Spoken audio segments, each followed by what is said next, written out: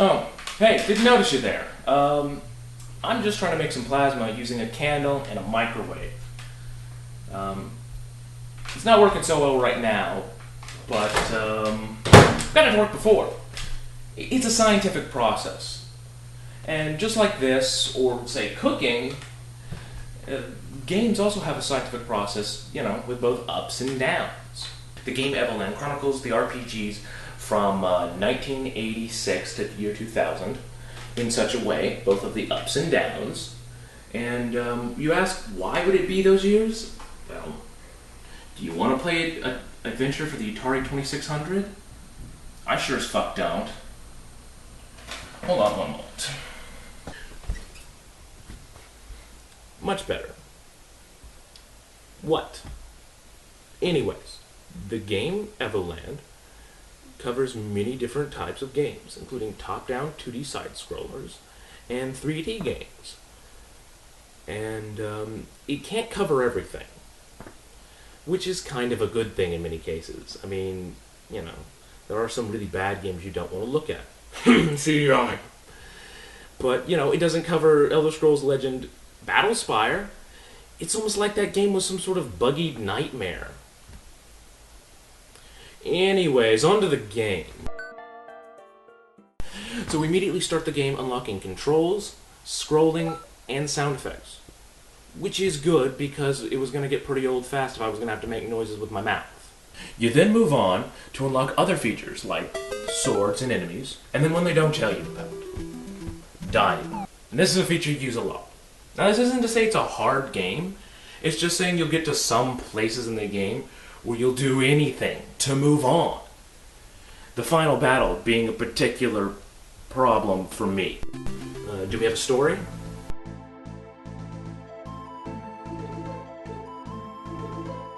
So help people. Thanks for that. We then move on from the top-down approach and onto an overworld and onto turn-based combat. Woo! My favorite. And then we move on to a town where you have to unlock everything, including going into the houses, the people, and the shopkeepers who can't sell the children yet? The hell? So then we go play in the town well. I guess that's kind of childish, so, we should just grow up. No, I mean that literally. You pick up this seed and you literally grow up. Why the hell were we even a child in the first place? So we finally move on from the town, and we see that we've been given a real story. And we have to save this person. Her name is... What, really? Okay. It takes a moment, but then we actually finally learn the name of the main character. Clink? What? And here we find ourselves in the first of many dungeons. Now, you know the rule of 3. Well, this game takes it one step farther and gives us the rule of 4. In this case, the dungeons are the cave, the mine, the field, and the dungeons. Fancy. We come and unlock a fountain, which, also includes a save point. This means that there must be a dangerous battle, right? Oh, that's the crystal. That was easier than expected. Or here's the battle. And this enemy has a name. Looks like we just found the boss. I bet it has some really unique attacks. Let's see, it's, scratch and make the sound of a dying whale. Anything else? No. Ghost counter. It becomes immune to all attacks, and it returns the potential damage to both characters. Damn, that could be quite effective. Or it could be countered by just waiting a few seconds and waiting for it to end.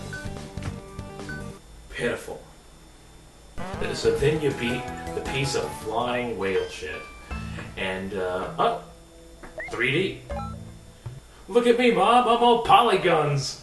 And then we return back into the open world, where we're introduced to a life system, so that means we don't get killed instantly. And, let's see, what the fuck are those? Wow, those bats look like it's straight out of somebody's nightmare. And now we witness the first of many RPG failings that are introduced into the game. backtracking. In this case, we're able to access the area because we're now in 3D. So does that mean that Clink wasn't able to see in 3D either? Because that's a pretty big fucking deal. I mean, he just made it to where there was depth in the world. Does that mean that he added the depth? And does that also mean that the earlier point where there was no color or sound, that he added those as well? Is Clink God? Ugh. Well, let's just continue.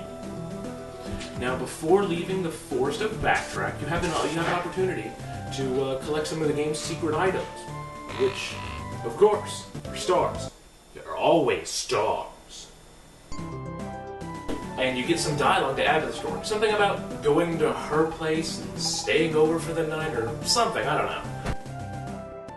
And then, immediately after this, you make it to the second dungeon, the Chore Mines. I mean, the Mines of Moria. I mean, the Neuro Mines. And here is where I begin to wish we had unlocked another feature. Running. So tedious. And here we encounter the standard Zelda traps. The teleporting, ranged attackers, the mazes, the key doors, the gates with buttons that make them entirely pointless. Oh, and here we get another enemy. The invincible enemy, and then we unlock a trap underneath them. The fuck is the point of that? I mean, they would have been actually effective if you put them in any other kind of room but this one. Why is he here? Whoa. Oh look, a save point and a chest. I bet we found something cool. Lava? I'm disappointed. Trapdoors on the floor and fireballs pushing me into the lava? So much falling that I've now unlocked my least favorite feature. Low health warning. Good lord. Make it stop. So we get to the fire, and we get to the mini-boss fight where they just throw enemies at us. Once we're done with that, though, we get the key and head to the boss, who is a clone. What? Isn't this usually the kind of thing that gets saved for later on in the game? Anyways, you go all Batman Arkham Asylum on him, and you pick up... Really, game? I don't know what to do with you. Clink and friends then proceed from the mines to Ahoig City, where... This is a city? I don't know any cities made of flat. So we meet Karis's uncle, Sid. No, we don't have time to stop for this one. We just gotta keep going. Karis, then goes off to trying to be a bit more useful. And in that time, what we do is we do Straw Millionaire, or the trading game, whatever you want to call it. But before we can do that, doesn't this area seem a bit devoid? So you gotta unlock everybody. You unlock the kid who won't stop running around, the drunk card players, and the expensive merchant. No joke, that's what the game calls her. The expensive merchant. She sells standard items and equipment, some of the cards, and a fast DVD player. Really, game? But, well, they did start in 2000, so I guess that holds up to the rest of the game. So once we get the bombs from the kid who stole them from the old lady's house, our companion returns from her training. So what did you learn? How to die pointlessly? What? You know it's true. So we have 2 more dungeons for story-specific reasons of you need random useful item. One north, one south. Starting with the north, you encounter some familiar enemies. Huh. Recognize these from somewhere. I'm not sure where. Oh well. So moving on, we enter the ruins of Sauerkraut, and we get to get a character select. I'm going to go as the lady in this case, because she doesn't get a lot of screen time. And she's not really going to get a whole lot more. What game is this? With those combos, and the health, I know what this is. Does this mean that the sequel's not going to come out for over a decade? And as we go through this dungeon, you'll see in the inventory slots that there's a lot of equipment slots open. I must make this character some sort of badass, right? Ah. The fuck? So they're useless? Increased chance of getting a useful item. Can I at least get some bat shark repellent? Flame giant's pinky cover of the pony? Close enough. And then, boss battle!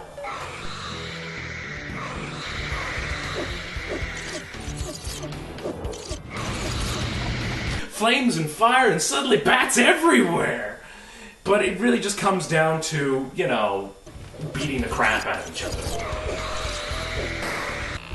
Once done, we pick up half the amulet, and we're teleported directly back to town. Because this is where they wanted to remove the padding. Why not? And we immediately set up for the other dungeon. Along the way, we get to have a nice taste of brine sandwich. And then we arrive at the sacred grove, and we find the bow hidden behind floor traps, because we can't have anyone getting a hold of this.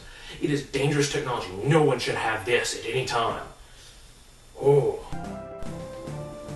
But we do get the bow and use it with the newest feature. 2D. I mean, time travel. Although, I say newest, but we are time traveling to the past, so would that make it the oldest? You then use the time travel and the bow to grant easier movement in the area.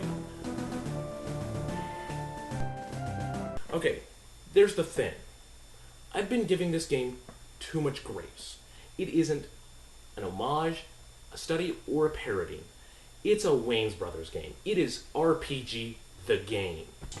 A game that makes its jokes based on just copying and pasting from other games and then pointing out how ridiculous or pointless these things are and not coming up with jokes or even ideas of its own. Well, almost. With the Diablo 2 part, they did actually make some real jokes about the equipment and all the different stuff that it could have been. And, you know, that made me smile. And it shows that they could do it for the rest of the game, yet they didn't. And this becomes irritating fast, because even in the Grove, you find 2 legitimate puzzles, and then you make it into the cave proper, and there's 1 room, and you're done. What, did they just run out of time? Or was it just them saying that they thought it was too much as it was? If that's the case, then why were the mines and the caves so long by comparison? Well, I'm sure they have more for us, because the Diablo level was supposed to be the last level in, so I'm guessing they were just picking up steam as they went along. So by now, all of the random encounters have become kind of a chore, yet they keep coming on. But the end is in sight. I will press on. All that I have left at this point is to hope that the person who did the equipment in the rooms has control of the writing from here on out. And so at last we find our enemy. Oh no. Oh no, no, no. Please, no. Ah!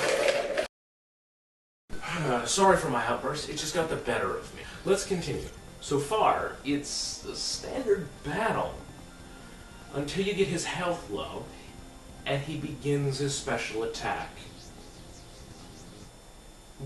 What? What?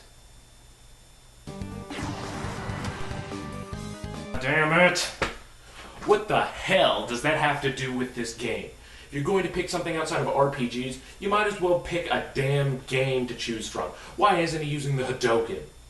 No, I'm picking the wrong thing to have a problem with. If you're going to make fun of this using other things, why not do it more often? I mean, the one time you actually picked outside of JRPGs, you made it sound actually creative.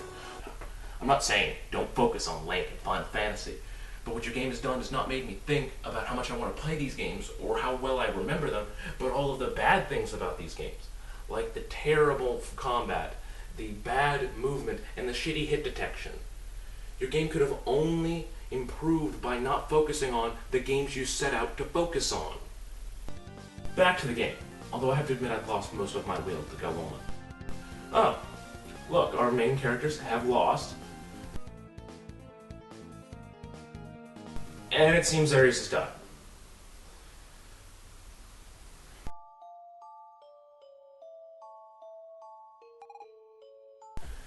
Guess I called it. Whatever. You then finish him off with a dragon, and he runs. And you make your way back to the town, with the battles being even more tedious than before, because now you have half of the battle turns available. You return to Sid and you get the standard motivational speech and an airship. Why the fuck didn't I get that 2 dungeons ago? You know what, whatever, that's not important. Right now, you head to the final boss battle, and the question is, why are there random encounters in front of the final boss? One more battle, and we're done. We finally move on to the final boss.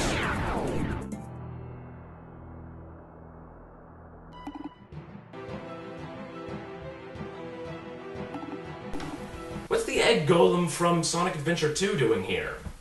I mean, a little outside of your time range, but not a bad choice, I guess. But wait, what did he say this place was called again? The Mana Tree will be your graveyard.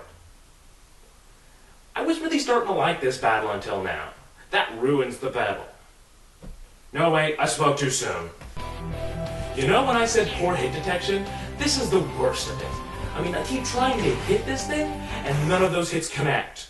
And it doesn't help that there's a microsecond amount of time to actually hit it. Once again, we see the power of 4 in the stages of this battle. With the left and right hands, the torso, and Sephiroth and his fiery balls. And with that, we then see the ending.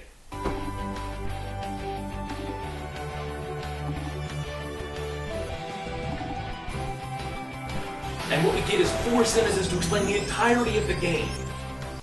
Now, I know what some of you might be saying. There's still the stars and the cards to collect to complete the game. Well, screw you! I'm not pulling this game any more than I have to. This game is a copy of games we already know, and it did it worse.